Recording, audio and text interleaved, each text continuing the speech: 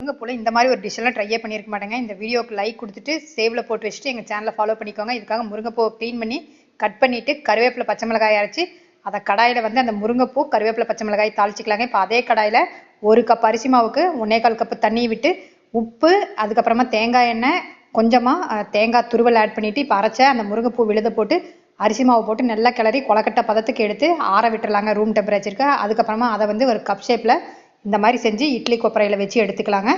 இப்போ இதுக்கு ஒரு ஃபில்லிங் பண்ணும். இது shorts video, full detail video எங்கள் பள்ளிப்பாளையம் கைமணம் சேனலில் இருக்குங்க. இப்போ அந்த ஃபில்லிங்காக கொஞ்சமாக தேங்காய், கருவேப்பிலை, அதுக்கப்புறம் முருங்கைப்பூ, காஞ்ச மிளகாய், புளி, கருப்பு எள்ளு இதை போட்டு நல்லா இந்த மாதிரி ஃப்ரை பண்ணி எடுத்து இதில் உப்பு போட்டு லேசாக தண்ணி தெளித்து அரைச்சி எடுத்து இப்போ அதே கடாயில் ஆயில் விட்டு கடுகு கருவேப்பிலை போட்டு இந்த அரைச்சதை நல்லா தாளித்து எடுத்துக்கலாங்க. அதுக்குள்ளே நம்மளுக்கு இந்த கொலக்கட்டையும் வெந்துடும். இப்போ அதில் ஃபில்லிங் வச்சு கொடுத்தோம்னா அருமையான ஒரு ஹெல்த்தியான முருங்கை